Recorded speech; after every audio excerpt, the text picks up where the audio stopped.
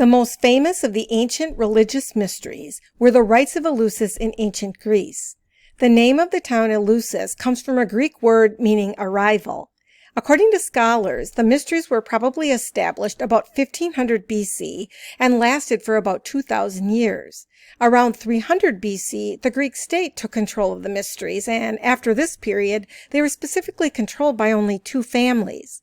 After this time, there was a large increase in the number of initiates, and the standards for membership were substantially lowered.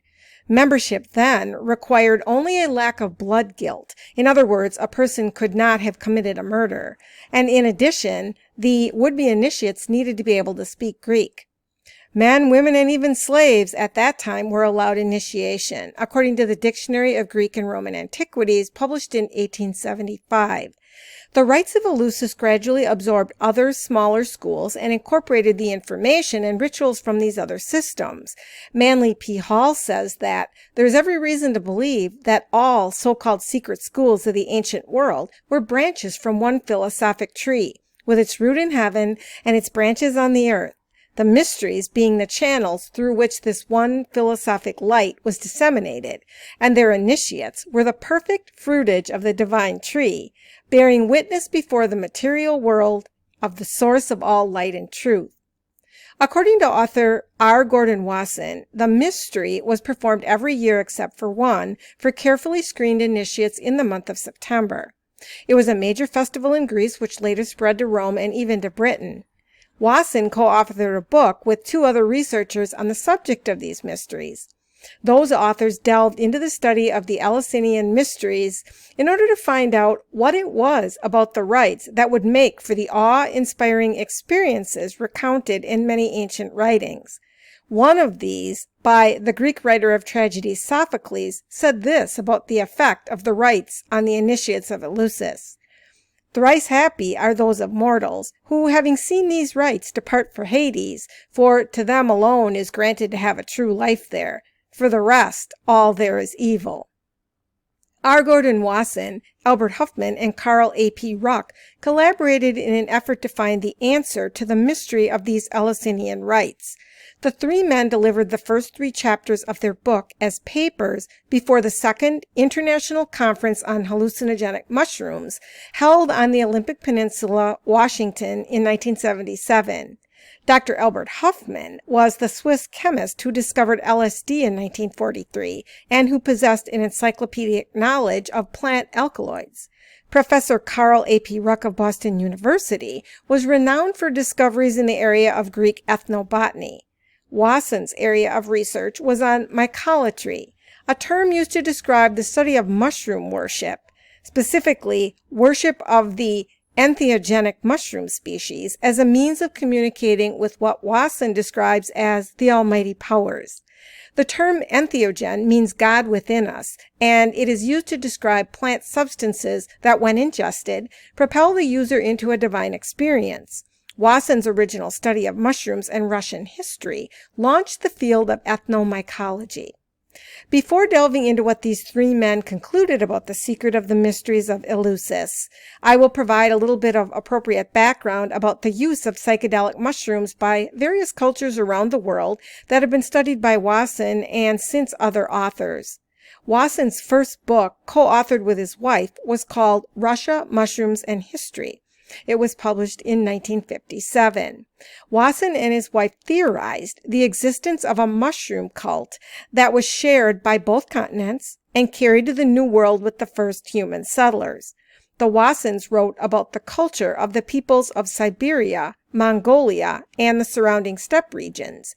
These ancient peoples used Amanita muscaria mushrooms as part of rituals.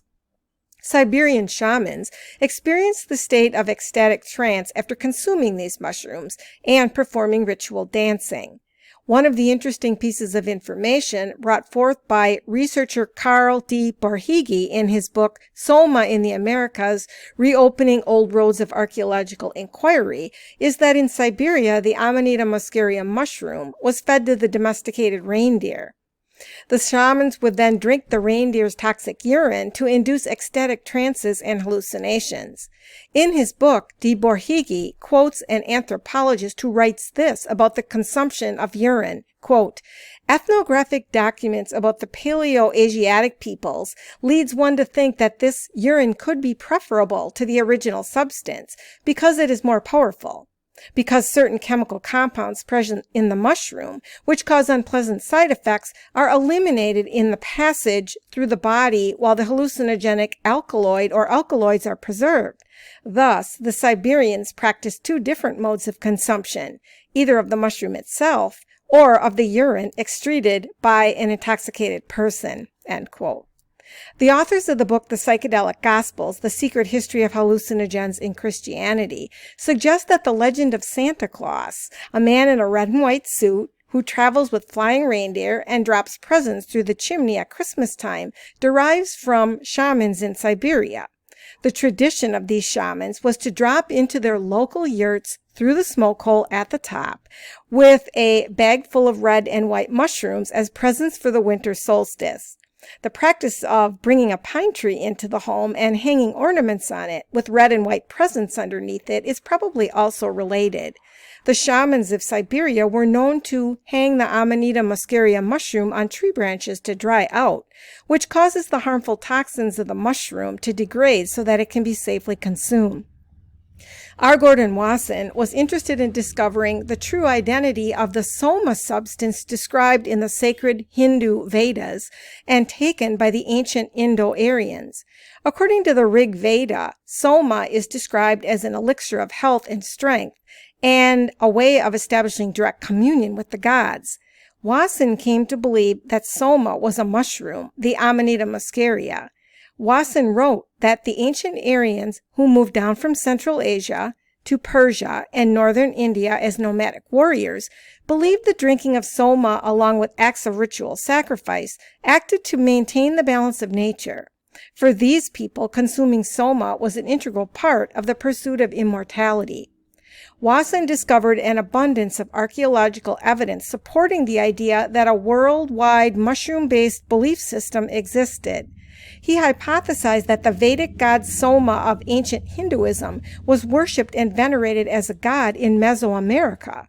Wasson was inspired by the archaeological research of Dr. Stephen F.D. Borhegyi of the Milwaukee Public Museum. This is the father of the author by the same name that I previously mentioned. And through collaboration with Borhegyi, Wasson discovered that sacred mushrooms played a large role in the development of the religious beliefs of various indigenous cultures.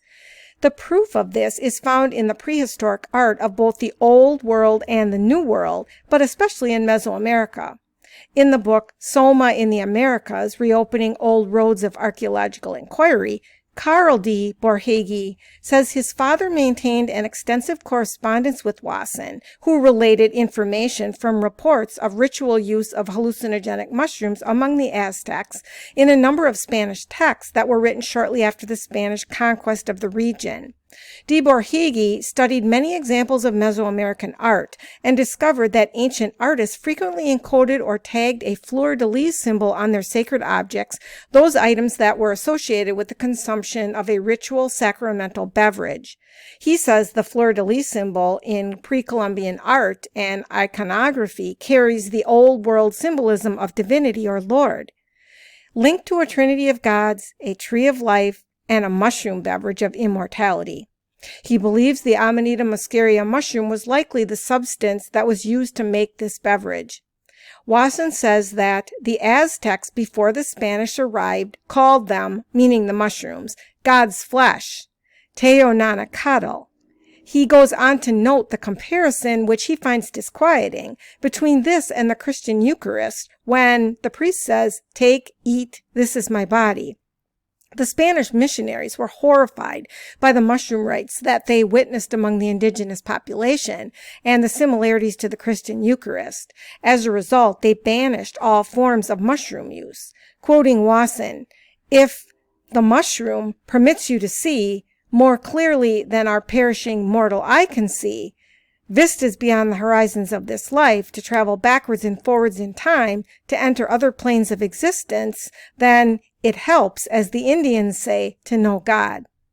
Wasson classified those peoples and cultures that approved of and used mushrooms mycophiles, and those that feared them mycophobes. He cites various Spanish chroniclers who wrote about the use of hallucinogens among indigenous populations, including the Aztecs, the Chichimecs, and the Toltecs.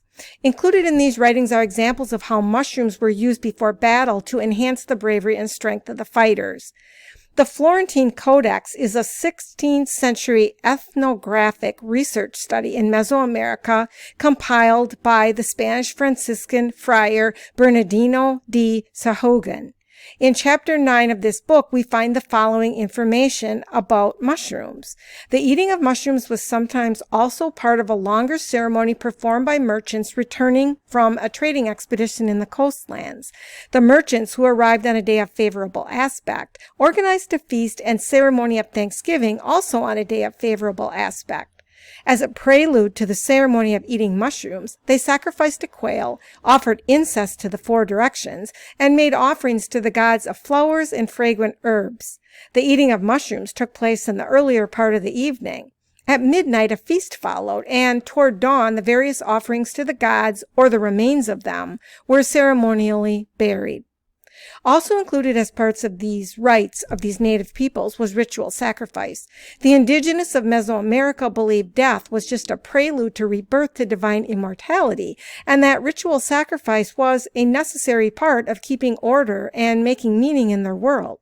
The Popol Vuh, the sacred book of the Maya, written about 1550 A.D., held that their sun god and his Aztec equivalent through the underworld would be extinguished if not nourished with the blood of human hearts. Wasson's research, along with D. Borhegyi, provides a great deal of evidence that the mushroom cult was definitely a part of the religious practice of indigenous groups in Mesoamerica. Wasson theorized there might be a common denominator between the Mexican mushroom mystery and the mystery of Eleusis. Albert Hofmann, the Swiss chemist who discovered the psychedelic drug LSD, which he first synthesized in 1938 by isolating compounds found in ergot, which is a fungus affecting rye, succeeded in isolating the hallucinogenic principles of the sacred mushroom that was used by adherents of the mushroom cult in Mexico, and he named these psilocybin and psilocin. Huffman was asked by Gordon Wasson whether or not the ancient Greeks could have discovered a method to isolate a hallucinogen from ergot that would be given to an experience like that of LSD or psilocybin. Huffman told Wasson that the answer to the question was yes. The ancient Greeks probably discovered how to use a hallucinogen made from ergot. Thus, both the herbalists of ancient Greece as well as the herbalists of pre-conquest Mexico learned to use hallucinogens in their religious rites and ceremonies. The Eleusinian mysteries were based upon a sacred myth from the Homeric hymn to Demeter, the goddess of agriculture and fertility. This hymn was an anonymous poem dating from the 7th century BC. The hymn tells the story of how the goddess Persephone was abducted by Hades, the god of death and the underworld, with the consent of her father Zeus. Her crime? Picking a special flower. This flower is identified as a 100-headed narcissus, probably so named because of its narcotic properties. Demeter, mother of Persephone, was distraught and searched high and low for her daughter. During this time, she caused a terrible drought in which people suffered and starved in an effort to coerce Zeus into allowing for the return of her daughter. Zeus finally agreed and allowed Persephone to return to her mother. As a result, however, Persephone was forced to return to the underworld for a part of each year because she had been tricked by Hades into eating pomegranate seeds.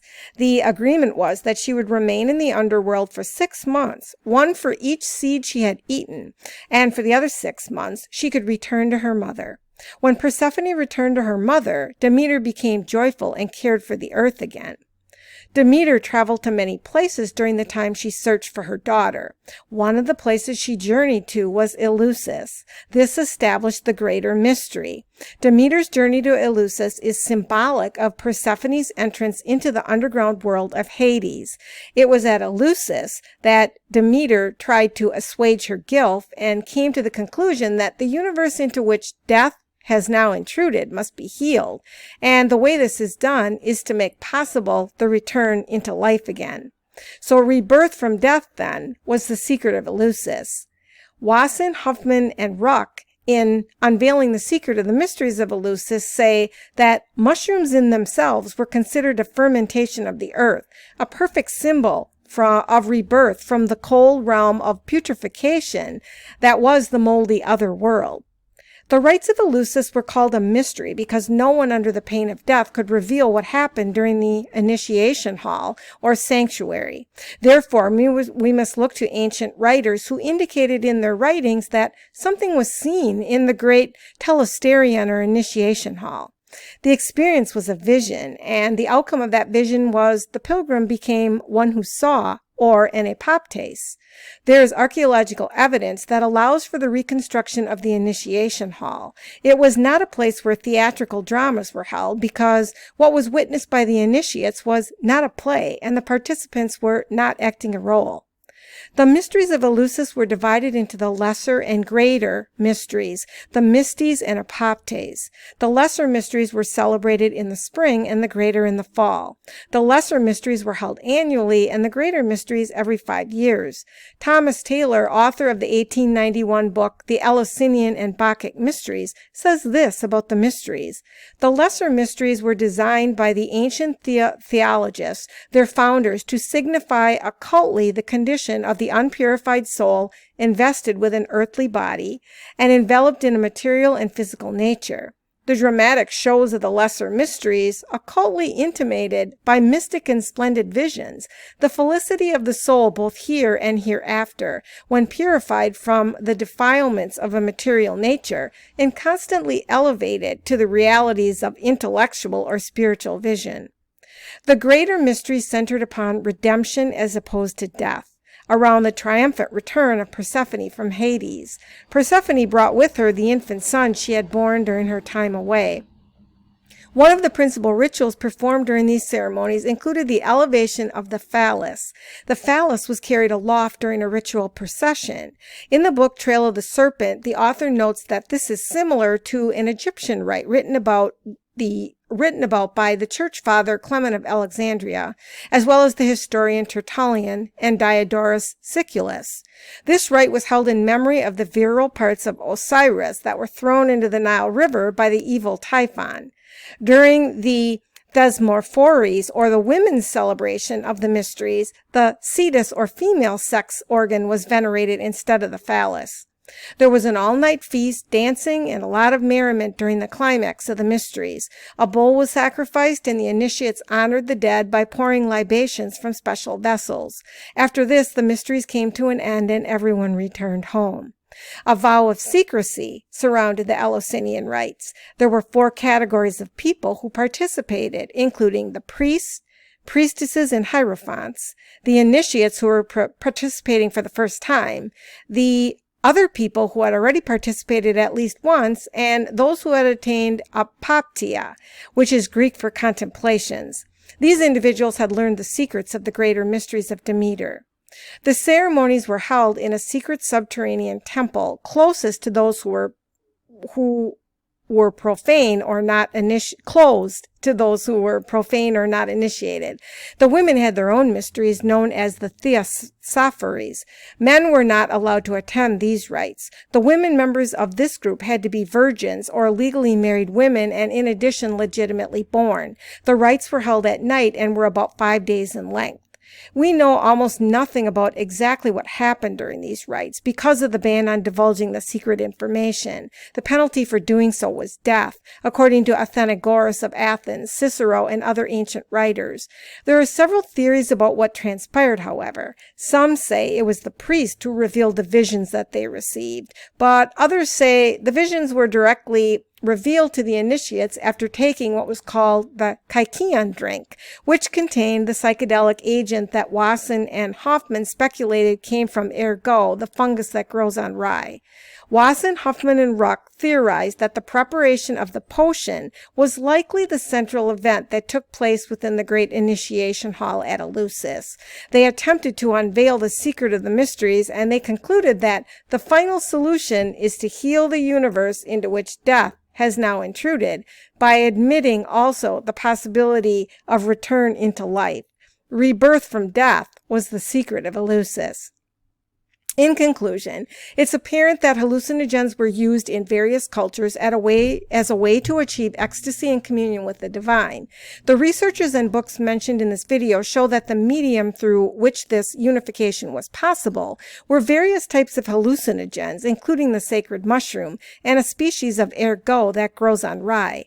The use of these psychedelics propelled the user into direct communion with the spirit world. The ancient Olmec, Maya, Aztecs, people of Siberia, and those who participated in the mysteries of Eleusis in Greece utilized these natural methods of consciousness expansion for thousands of years.